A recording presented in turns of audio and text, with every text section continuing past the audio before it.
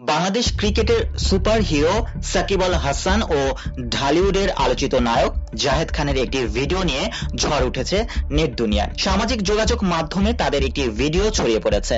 মাত্র 4 সেকেন্ডের এই ভিডিওটিতে দেখা গেছে সাকিব আল হাসানের ঠিক পাশেই দাঁড়িয়ে আছেন জাহেদ খান। হঠাৎ দেখা যায় সাকিব তার হাতে থাকা মোবাইল ফোনটি সুইমিং পুলের পানিতে ছুঁড়ে ফেলে দিয়ে হেঁটে চলে যান। ভিডিওটি ভক্তদের মাঝে অনেক প্রশ্নের সৃষ্টি করেছে। দুজনের এই সেলফি তোলার সময় হুট করে সাকিবের এমন মেজাজ হারানোর কারণ খুঁজে পাচ্ছেন না নেটিজেনদের অনেকেই। ভিডিওটি দেখে ধারণা করা হচ্ছে পানিতে ছুঁড়ে ফেলা ফোনটি জাহেদ খানের। অনেকের মতে তাদের মধ্যে কোনো ভুল বোঝাবুঝির ঘটনা ঘটে থাকতে পারে, সে কারণেই হয়তো জাহেদ খানের উপর চটেছেন সাকিব আল হাসান। শেষমেশ মেজাজ নিয়ন্ত্রণে রাখতে না পেরে হাতে থাকা ফোনটি পানিতে ছুঁড়ে মারেন। ভিডিওটি ঠিক কোন জায়গায় ধারণ করা হয়েছে তা নিশ্চিত হওয়া যায়নি, তবে ভিডিওটি দেখে বোঝা যাচ্ছে সেটি কোনো রিসোর্ট কিংবা হোটেলের সুইমিং পুল হতে পারে।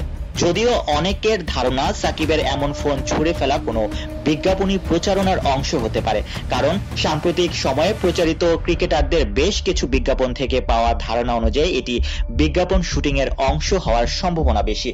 যদিও এ বিষয়ে কেউই প্রকাশ্যে কথা বলেননি।